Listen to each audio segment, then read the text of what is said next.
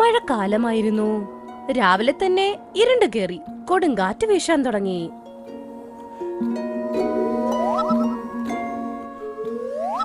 ഇത് കൊള്ളാലോ, ദേ മഴ വരുന്നുണ്ട്. ഇനി നല്ല രസമായിരിക്കും. രാമു ആന, കുറുക്കൻ, കഴുതപ്പുലി, മോട്ടുകുരങ്ങൻ, കറുത്ത കരടി, സേബ്ര എല്ലാരും സന്തോഷത്തിലായിരുന്നു. അതേസമയം ആകാശം ഇരുണ്ട് കേറി മഴ പെയ്യാൻ തുടങ്ങി. ആഹാ, എന്ത് തണുത്ത വെള്ളമാണ്! Hi, hi. ഒരു വശത്ത് മഴ നന്നായി ആസ്വദിക്കുന്ന ഒരു കൂട്ടം, എന്നാൽ അപ്പുറത്തെ വശത്ത് കിളികൾ കഷ്ടപ്പെടുന്നു.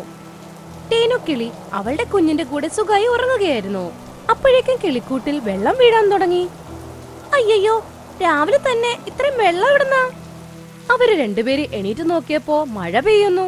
ഷോ, നല്ല മഴയാണല്ലോ! എന്റെ കിളിക്കൂടിൽ നല്ല രീതിയിൽ മഴവെള്ളം നിറയുന്നു. എണീക്ക് മോനെ.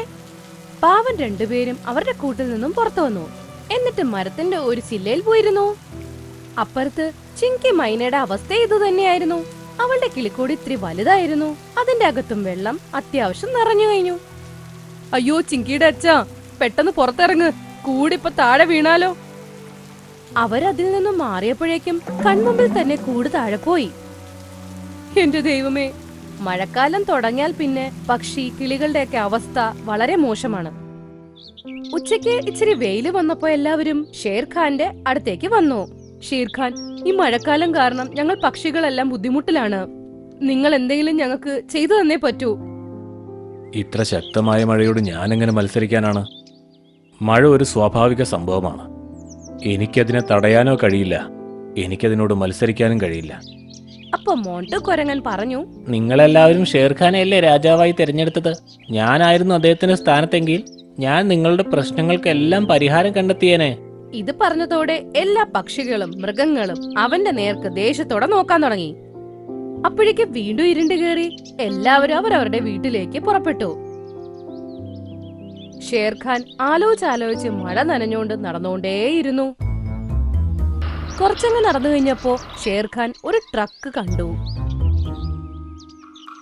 ട്രക്കിൽ നിന്നും ഒരു കൊള്ളക്കാരൻ പുറത്തു വന്നു. ആഹാ, ഇന്നത് കൊള്ളാലോ.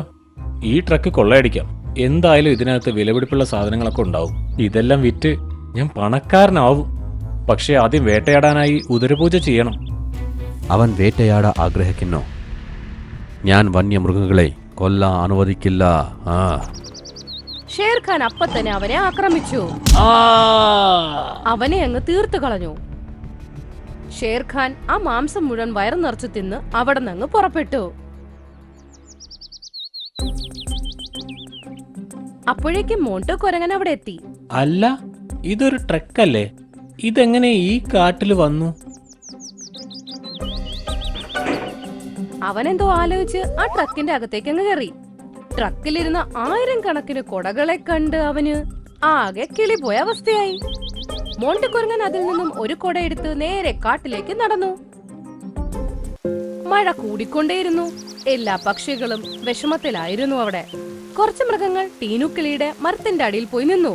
ടീനു സഹോദരി, നിന്റെ കൂട് വെള്ളം കൊണ്ട് നിറഞ്ഞിരിക്കുകയാണ്. അത് താഴെ വീഴും. അതിൽ നിന്ന് പുറത്തേക്ക് വാ. ഇല്ല, ഞാൻ ഇതിൽ നിന്നും പുറത്തേക്ക് വരില്ല. ഞാൻ ഇവിടുന്ന് മാറിയത് നേരെ താഴെ വീഴും. അപ്പോഴേക്കും മോണ്ടുകുരങ്ങൻ അവിടെ വന്നിട്ട് പറഞ്ഞു, നിങ്ങൾ വിഷമിക്കേണ്ട ഒരു കാര്യവുമില്ല. മോട്ടുകുരങ്ങ് വന്നിട്ടുണ്ടല്ലോ. ഈ മഴയ്ക്ക് എന്റെ കാട്ടിലെ ഒരു പക്ഷികളെയും ഒന്നും ചെയ്യാനാവില്ല. മോണ്ടുകുരങ്ങൻ ആ കൊട തുറന്ന് ടീനുക്കിളിയുടെ കിളിക്കൂടിലങ്ങ് വെച്ചു. ഒരു തുള്ളി വെള്ളം പോലും അതിന്റെ അകത്ത് കേറുന്നില്ല. പതിയെ പതിയെ വെള്ളം കിളിക്കൂടിൽ നിന്നും പോവാൻ തുടങ്ങി. ഇത് കണ്ട് എല്ലാവർക്കും സന്തോഷമായി. ഇത് കൊള്ളാലോ മോണ്ടുകുരങ്ങ, ഇത് എന്ത് മായജലോ നീ ചെയ്തേക്കുന്നത്? ഈ സാധനം മഴവെള്ളത്തിനെ മുഴായിട്ട് തടഞ്ഞല്ലോ. ഈ വസ്തുവിനെ കൊടയെന്നാ പറയുന്നത്.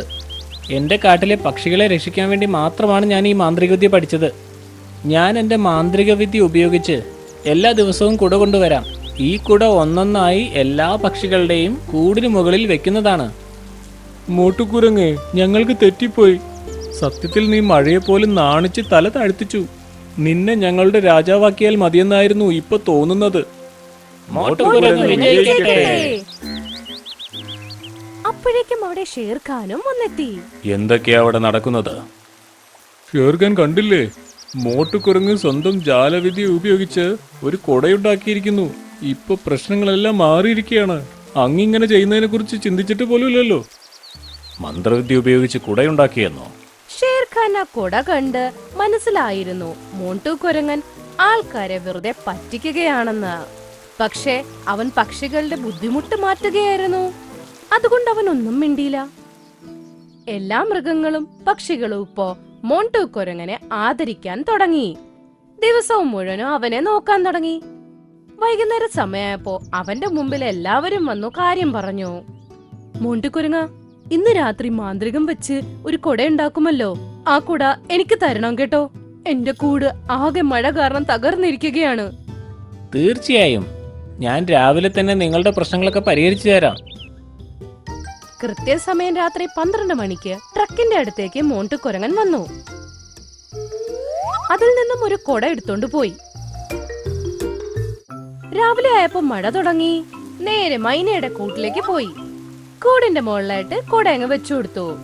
മോണ്ടു കുരങ്ങൻ രാജാവ് വിജയിക്കട്ടെ, മോണ്ടു കുരങ്ങൻ രാജാവ് വിജയിക്കട്ടെ, മോണ്ടു കുരങ്ങൻ രാജാവ് വിജയിക്കട്ടെ, മോട്ടുകുരങ്ങൻ രാജാവ് വിജയിക്കട്ടെ.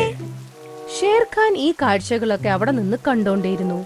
ഇത്രയധികം പക്ഷികൾ പ്രശ്നത്തിലാണ്. അവൻ ഒറ്റ രാത്രി കൊണ്ട് ഒരു കുട മാത്രം കൊണ്ടുവരുന്നു. അത് നോക്കിയിട്ട് തന്നെ കാര്യം. എന്ത് മാന്ത്രിക വിദ്യ ഉപയോഗിച്ചാണ് ഇതൊക്കെ ചെയ്യുന്നതെന്ന്. അന്നേ ദിവസം രാത്രി ഷേർഖാൻ മോണ്ടു കുരങ്ങന്റെ പുറകെ പോയി. അങ്ങനെ ഷേർഖാനും മനസ്സിലായി മോട്ടു കുരങ്ങൻ ആ കൊട എടുത്തോണ്ട് വന്നത് ട്രക്കിൽ നിന്നാണെന്ന്. ഇത് കണ്ട് ഷേർഖാൻ ചിരിക്കാൻ തുടങ്ങി.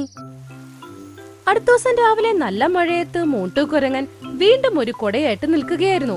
അവന്റെ മുമ്പിൽ ഒരുപാട് പക്ഷികൾ നിൽക്കുകയായിരുന്നു. ഇതാ വന്നിരിക്കുന്നു കുട. ഇന്ന് മറ്റൊരു പക്ഷിയുടെ പ്രശ്നം കൂടി പരിഹരിക്കാൻ പോവുകയാണ്. മോണ്ടു കുരങ്ങ രാജാവേ, ഈ കൊട എനിക്ക് തരുമോ?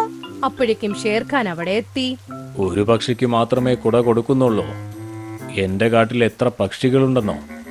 ഞാൻ ഇന്ന് എല്ലാവർക്കും ഓരോ കുട വീതം കൊടുക്കുന്നതാണ്. ഷേർഖാൻ, അങ്ങും മോട്ടുകുരങ്ങനെ പോലെ മാന്ത്രിക വിദ്യ പഠിച്ചുവോ? രാമുവാനെ, അടുത്തേക്ക് വരൂ.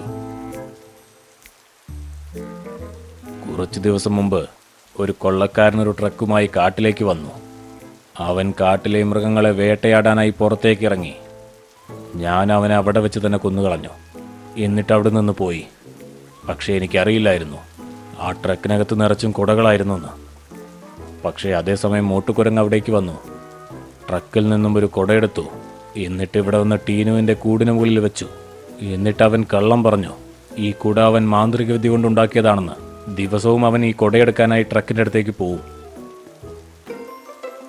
മോട്ടുകുരങ്ങേ, നിനക്ക് വേണമെങ്കിൽ ഒറ്റ ദിവസം കൊണ്ട് എല്ലാ പക്ഷികൾക്കും കുട കൊടുത്ത് പ്രശ്നം പരിഹരിക്കാമായിരുന്നില്ലേ?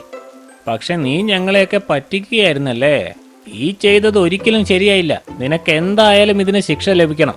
വേണ്ട. അപ്പോഴേക്കും കറുത്ത കരടി മാനും കൂടെ ചേർന്ന് മോണ്ടു കുരങ്ങന്റെ 2 കൈ പിടിച്ചു.